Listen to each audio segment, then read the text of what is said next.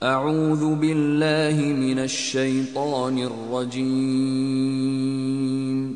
بسم اللہ الرحمن الرحیم۔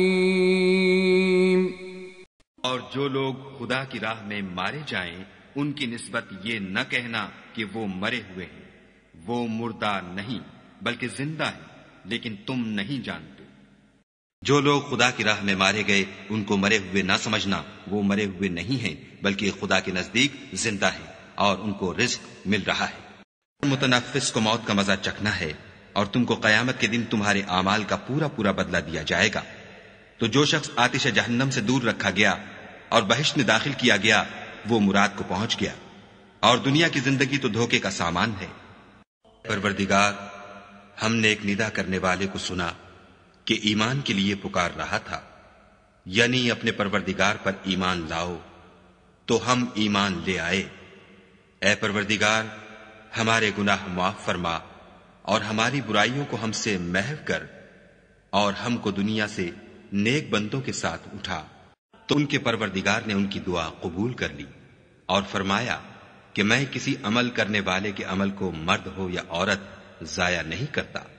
تم ایک دوسرے کی جنس ہو، تو جو لوگ میرے لیے وطن چھوڑ گئے اور اپنے گھروں سے نکالے گئے اور ستائے گئے اور لڑے اور قتل کیے گئے، میں ان کے گناہ دور کر دوں گا اور ان کو بہشتوں میں داخل کروں گا جن کے نیچے نہریں بہ رہی ہیں۔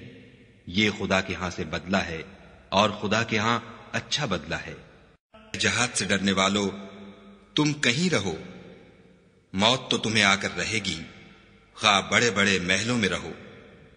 اور ان لوگوں کو اگر کوئی فائدہ پہنچتا ہے تو کہتے ہیں یہ خدا کی طرف سے ہے، اور اگر کوئی گزند پہنچتا ہے تو اے محمد صلی اللہ علیہ وآلہ وسلم تم سے کہتے ہیں کہ یہ گزند آپ کی وجہ سے ہمیں پہنچا ہے۔ کہہ دو کہ رنج و راحت سب اللہ ہی کی طرف سے ہے۔ ان لوگوں کو کیا ہو گیا ہے کہ بات بھی نہیں سمجھ سکتے۔ اور جو شخص خدا کی راہ میں گھر بار چھوڑ جائے وہ زمین میں بہت سی جگہ اور کشائش پائے گا، اور جو شخص خدا اور اس کے رسول کی طرف ہجرت کر کے گھر سے نکل جائے پھر اس کو موت آ پکڑے تو اس کا ثواب خدا کے ذمے ہو چکا، اور خدا بخشنے والا مہربان ہے۔ اے محمد صلی اللہ علیہ وآلہ وسلم، یہ جو پیغمبر آتے رہے اور کتابیں نازل ہوتی رہیں تو اس لیے کہ تمہارا پروردگار ایسا نہیں کہ بستیوں کو ظلم سے ہلاک کر دے اور وہاں کے رہنے والوں کو کچھ بھی خبر نہ ہو، اور خدا ایسا نہیں کہ کسی قوم کو ہدایت دینے کے بعد گمراہ کر دے جب تک ان کو وہ چیز نہ بتا دے جس سے وہ پرہیز کریں۔ بے شک خدا ہر چیز سے واقف ہے۔ ہر ایک امت کی طرف پیغمبر بھیجا گیا، جب ان کا پیغمبر آتا ہے تو ان میں انصاف کے ساتھ فیصلہ کر دیا جاتا ہے اور ان پر کچھ ظلم نہیں کیا جاتا۔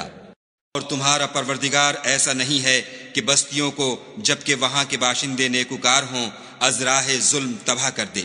اور ہم نے کوئی بستی ہلاک نہیں کی مگر اس کا وقت مرقوم و معین تھا۔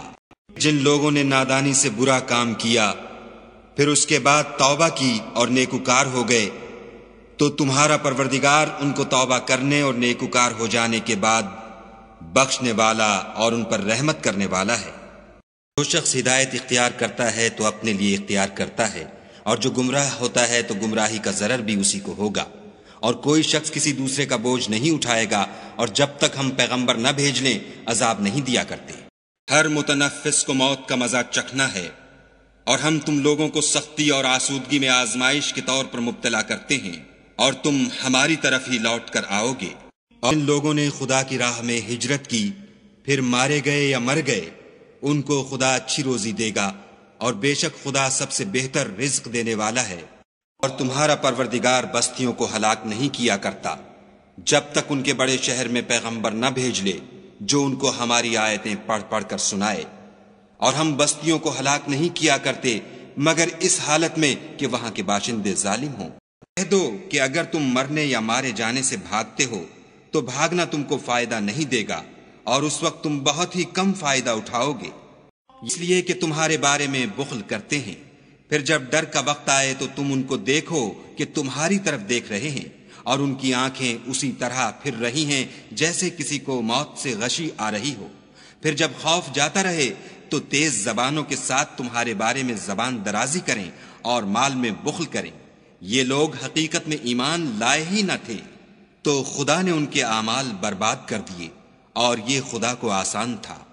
مومنوں میں کتنے ہی ایسے شخص ہیں کہ جو اقرار انہوں نے خدا سے کیا تھا اس کو سچ کر دکھایا، تو ان میں بعض ایسے ہیں جو اپنی نظر سے فارغ ہو گئے، اور بعض ایسے ہیں کہ انتظار کر رہے ہیں، اور انہوں نے اپنے قول کو ذرا بھی نہیں بدلا، اور پہلی دفعہ کے مرنے کے سوا کہ مر چکے تھے موت کا مزہ نہیں چکھیں گے، اور خدا ان کو دوزخ کے عذاب سے بچا لے گا۔ جب تم کافروں سے بھڑ جاؤ تو ان کی گردنیں اڑا دو، یہاں تک کہ جب ان کو خوب قتل کر چکو تو جو زندہ پکڑے جائیں ان کو مضبوطی سے قید کر لو، پھر اس کے بعد یا تو احسان رکھ کر چھوڑ دینا چاہیے یا کچھ مال لے کر، یہاں تک کہ فریق مقابل لڑائی کے ہتھیار ہاتھ سے رکھ دے۔ یہ حکم یاد رکھو، اور اگر خدا چاہتا تو اور طرح ان سے انتقام لے لیتا، لیکن اس نے چاہا کہ تمہاری آزمائش ایک کو دوسرے سے لڑوا کر کرے، اور جو لوگ خدا کی راہ میں مارے گئے ان کے عملوں کو ہرگز ضائع نہیں کرے گا۔ اس وقت ان کا کیسا حال ہوگا جب فرشتے ان کی جان نکالیں گے اور ان کے منہوں اور پیٹھوں پر مارتے جائیں گے۔ ہم نے تم میں مرنا ٹھہرا دیا ہے اور ہم اس بات سے عاجز نہیں۔ تم اس وقت کی حالت کو دیکھا کرتے ہو، اور اس مرنے والے سے تم سے بھی زیادہ نزدیک ہوتے ہیں، لیکن تم کو نظر نہیں آتے۔ بس اگر تم کسی کے بس میں نہیں ہو تو اگر سچے ہو تو روح کو پھیر کیوں نہیں لیتے؟ جو مال ہم نے تم کو دیا ہے اس میں سے اس وقت سے پیشتر خرچ کر لو کہ تم میں سے کسی کی موت آ جائے تو اس وقت کہنے لگے کہ اے میرے پروردگار، تو نے مجھے تھوڑی سی اور مہلت کیوں نہ دی تاکہ میں خیرات کر لیتا اور نیک لوگوں میں داخل ہو جاتا، اور پنڈلی سے پنڈلی لپٹ جائے۔